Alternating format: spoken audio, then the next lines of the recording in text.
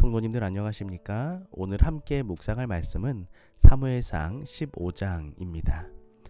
사무엘상 15장은 13장부터 계속된 사울왕의 치세와 그의 실패를 기록한 장입니다. 사무엘상은 13장에서 15장까지 사울의 업적보다는 그가 실패하여 하나님께 버림을 받는 과정을 기록하고 16장에서 다윗이 등장할 수밖에 없는 배경을 설명하고 있습니다. 13장에서 사무엘을 끝까지 기다리지 않고 스스로 번제를 드려 사무엘의 책망을 받은 사울은 15장에 아말렉 진멸 과정에서 생긴 불순종 때문에 다시 한번 사무엘의 심한 책망을 받게 됩니다. 하나님께서는 사울을 왕으로 세운 것을 후회하시고 사무엘도 고통스러워합니다. 사울의 가장 큰 잘못은 그의 인본주의적인 생각이었습니다. 하나님께 대한 절대 순종보다는 인간의 탐욕과 판단이 언제나 앞섰기 때문입니다. 사무엘상 15장 3절입니다. 지금 가서 아말렉을 쳐서 그들의 모든 소유를 남기지 말고 진멸하되 남녀와 소아와 젖먹는 아이와 우양과 약대와 나귀를 죽이라 하셨나이다. 하나님께서는 아말렉을 쳐서 진멸하되 남녀와 소아와 젖먹는 아이까지 죽이라고 하셨습니다.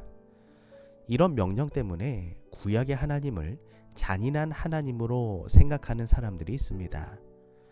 우리는 가나안 백성들이나 혹은 아말렉을 진멸하라는 하나님의 명령은 사랑이 없다 혹은 잔인하다라는 차원이 아니라 하나님의 심판의 행위로 보아야 합니다. 가나안 백성들의 죄는 너무나 추악하여 그 땅도 스스로 그 주민을 토하여 낼 만큼 악했기 때문에 심판을 받은 것이었습니다. 아말렉은 출애굽 당시 이스라엘을 후미에서 공격하는 야비한 방법으로 가나안 여정을 방해했기 때문에 하나님께서는 출애굽기 17장 14절에서 내가 아말렉을 없이하여 천하에서 기억도 못하게 하리라고 심판하셨습니다. 노아 홍수의 심판이나 소돔과 고모라의 심판을 잔인하다라는 차원에서 볼 수 없는 것과 마찬가지입니다. 은혜로우신 하나님께서는 회개치 않는 자들을 여전히 오래 참고 기다리고 계십니다. 그분께서는 오늘도 회개하라고 호소하시고 또한 기쁨으로 용서해 주실 것이라고 보증해 주십니다. 그러나 우리가 하나님의 자비를 끝까지 거절한다면, 땅이 토하여 낼 만큼 죄악 가운데 살아간다면 우리는 하나님의 심판을 받게 될 것임을 기억하는 삶이 되기를 소망합니다. 사무엘상 15장 7절에서 9절입니다.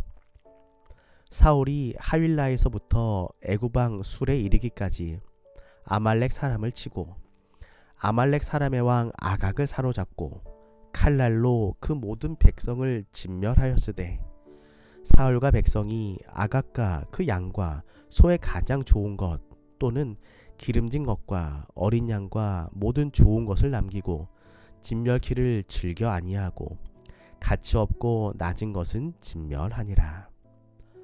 사울은 전리품 중에서 값나가고 좋은 것은 남기고 가치 없고 하찮은 것은 진멸하였습니다. 무엇보다도 아말렉 왕 아각을 죽이지 않고 사로잡았습니다. 철저히 진멸하지 않은 것이었습니다. 아말렉 사람들은 시내 반도, 네겝 그리고 북부 아라비아 등지에 흩어져 살고 있었습니다. 따라서 이 짧은 정벌 기간에 사울은 아말렉 족속을 완전히 진멸시킬 수는 없었을 것입니다. 그가 그렇게 하지 못했다는 것은 후에 다윗이 아말렉을 치기 위해 여러 번 전쟁을 치렀다는 사실에 비춰볼 때 자명해집니다. 그들이 최종적으로 멸절된 것은 히스기야 때에 이르러서였습니다.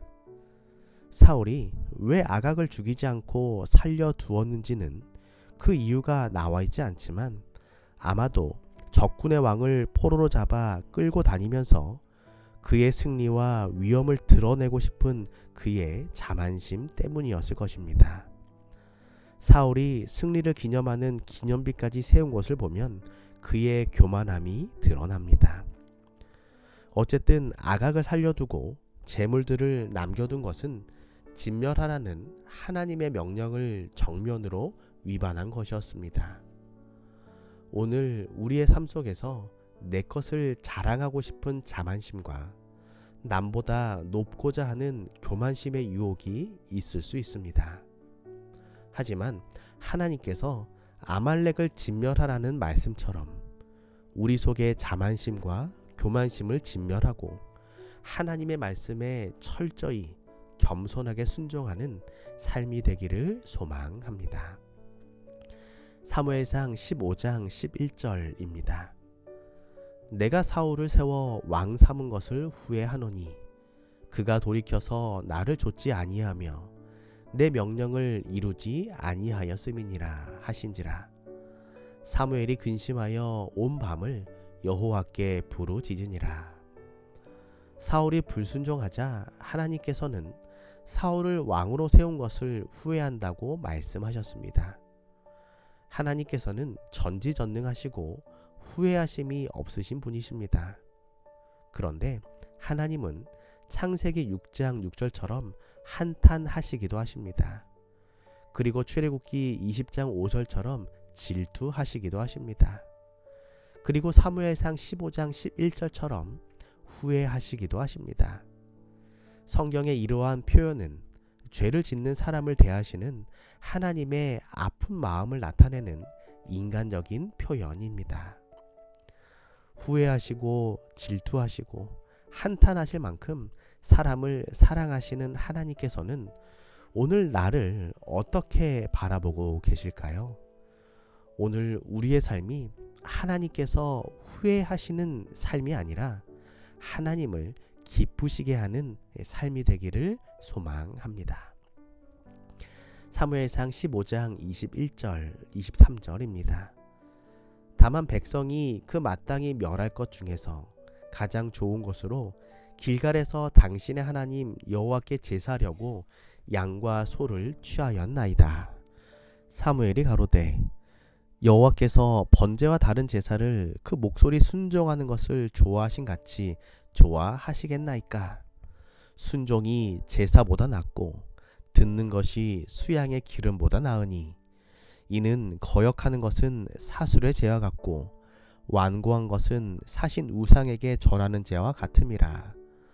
왕이 여호와의 말씀을 버렸으므로 여호와께서도 왕을 버려 왕이 되지 못하게 하셨나이다.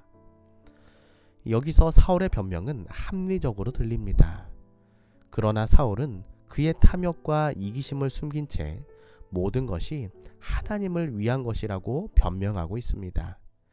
그는 또한 내가 여호와의 명령을 행하고 우리가 진멸하였는데 백성들이 제사하려고 소와 양을 끌어왔다고 말하여 모든 책임을 백성들에게 돌리고 있습니다.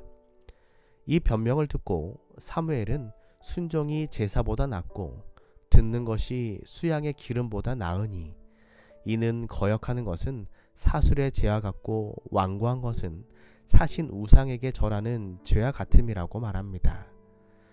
하나님께서는 형식적인 예배나 금식보다도 말씀에 순종하는 것을 원하십니다.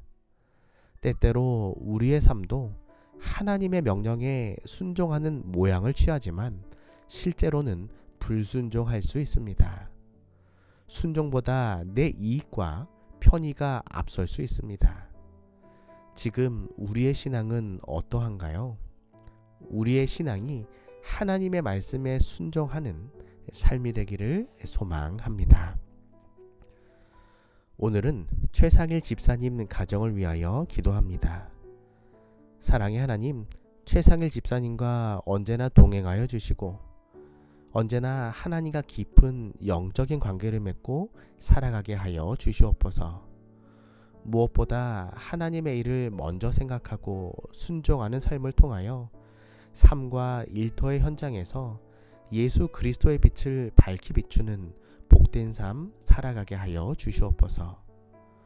박은혜 집사님과 최종윤, 최가윤 가족들의 삶 속에 건강함과 하늘의 평안함을 허락하여 주시고 하나님의 인도하심을 날마다 경험케 하여 주시옵소서. 사랑의 예수님의 이름으로 기도합니다.